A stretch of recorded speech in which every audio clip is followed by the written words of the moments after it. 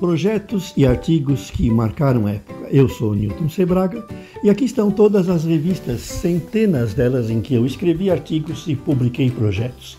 E como vocês podem ver, eu tenho a maioria desses projetos funcionando e montados. Estamos em agosto de 1976.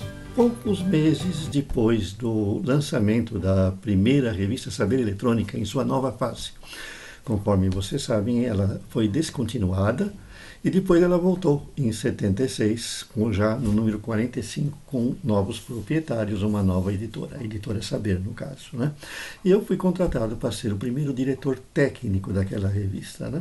Eu escolhia os artigos, eu revisava, eu analisava os artigos de colaboradores, a gente fazia a pauta com o conselho editorial e nós, então, trabalhávamos lá, desenvolvendo também projetos que seriam os artigos. A maioria dos artigos, né, eram projetos meus, né, porque com um mês que não viesse nenhum colaborador, eu tinha que suprir essa parte prática da revista. E daí, durante todos os anos que eu trabalhei, foram mais de 30 lá na Saber, eu publiquei milhares de projetos. E agora eu estou revendo esses projetos, falando de vocês, é lógico, daqueles que marcaram a época. Como eu falei, nós estamos aqui em 1976, em agosto de 76, com a revista número 50. E nela eu destaco um artigo que eu fiz na época que marcou a época, que muita gente montou. Era novidade, né? Os montadores naquela época, que estavam começando em sua maioria, porque eles tinham nessa revista, uma revista que estava ao seu alcance as montagens publicadas. A gente utilizava uma tecnologia barata, de componentes que eram acessíveis no mercado e a velha uma montagem em ponte de terminais que todos podiam fazer porque era bem mais fácil do que fazer em matriz de contato que não existia e a placa de circuito impresso. Na verdade, a matriz de contato já existia, mas era caríssima, tinha que ser importada, né? Era uma novidade ainda as veroboards e as protoboards. E o artigo que eu destaco é construa um detetor de umidade, que tinha aqui essa ilustração bem humorística. A gente fazia, nas aberturas dos artigos, ilustrações no estilo de cartoon, revistas de quadrinho, que os nossos desenhistas na época trabalhavam também nesse tipo de publicação que a editora mantinha. Então a revista tinha assim um aspecto lúdico, né? O conselho editorial às vezes não gostava muito disso, porque os anunciantes, que eram grandes empresas e indústrias, achavam que a nossa revista era para estudante amador. Não era não, né? Nós tínhamos artigos técnicos de alto nível, mas também nós ensinávamos, né? O pessoal naquela época, como ainda é hoje, né, acha que se for fazer uma publicação técnica, ela tem que ser para o topo da pirâmide, aqueles que já sabem. E esquecem, às vezes, que aqueles que já sabem não precisam dessa revista, né? Eles têm outras formas de se manter atualizados e de fazer projetos, né? Eles têm outro nível. Então, a base da pirâmide, que é muito maior, é aquele que vai começar, aquele que está entrando no ramo, aquele que precisa de ajuda, né? Lembrando sempre que se você ajuda quem está na base da pirâmide a subir, quando ele estiver lá no topo, ele vai lembrar de você. Então, se você é um anunciante que vende hoje, por exemplo, osciloscópio, que quem está na base ainda não compra, você está formando a mente dele, porque quando ele estiver lá em cima, e ele precisar de um osciloscópio, ele vai comprar o seu, né? É aquela velha história que eu falo sempre, se você aprende a guiar num Fusca, o primeiro carro que você compra é um Fusca, porque você tem a confiança nele, né? Então é mais ou menos isso que acontece com a eletrônica. Pense nisso quando vocês que forem trabalhar numa grande empresa e tiverem que decidir publicidade, quando vocês forem escolher o meio, a mídia que vocês vão anunciar, né? Vocês às vezes investem muito dinheiro anunciando numa mídia que atinge quem já tem o seu produto, que já te conhece, não adianta nada, né?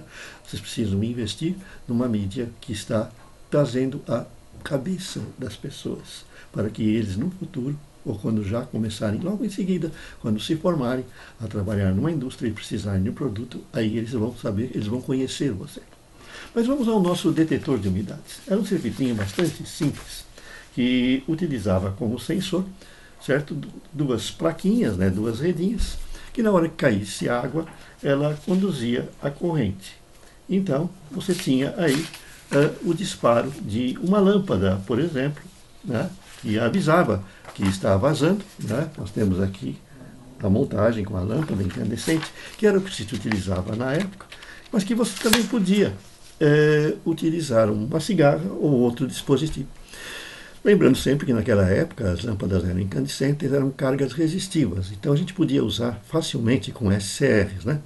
Hoje a gente tem às vezes o problema de querer acender uma lâmpada de LEDs ou uma lâmpada econômica, né, aquelas de gás, e a gente não tem a mesma facilidade porque o SCR não opera nesses controles com esse tipo de carga. Ele pode dar problema para a carga, né? Então, nós fizemos esse circuito na época que fez sucesso, né? Ele detectava umidade. Coloque o sensor lá num lugar que está sujeito a ter um vazamento, ou uma enchente, por exemplo, detetor de inundação. E aí, na hora que a água atingir, ele vai fazer com que a lâmpada acenda. Uma lâmpada vermelha no local visível, né? Indicar, por exemplo, quando começa a chover, né? Por exemplo, você deixa coisas para secar ao sol e se distrai. Começa a chover, você não percebe. Quando você vai perceber, já está tudo molhado e aí você perdeu às vezes, o seu trabalho de deixar a coisa secando, né? Então, com esse alarme, você não tinha esse problema. E muita gente realmente o montou e achou de utilidade, né?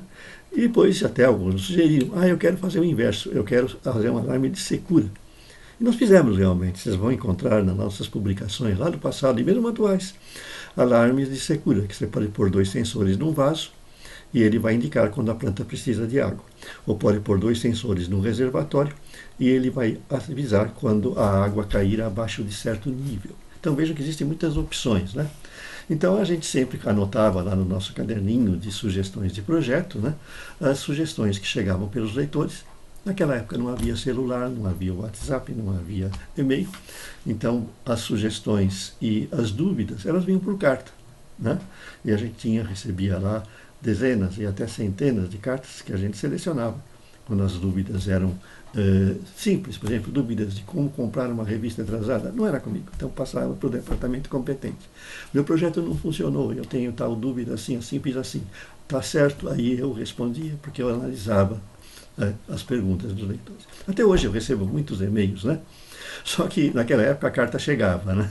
Tinha muitos, demorava às vezes um pouco, mas chegava. Hoje às vezes a gente tem problemas com e-mail, né?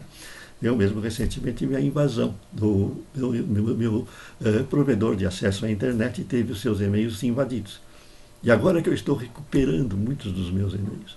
Vocês que me escrevem, às vezes não estranhem que eu demoro às vezes um pouco mais.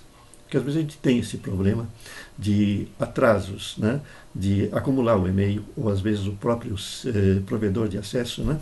Ele pode ter problemas de gerenciamento de e-mails e às vezes você perde um e-mail. Então, se vocês me escrevem com dúvidas, vocês não receberam a resposta logo, escrevam de novo, porque às vezes não chegou até mim.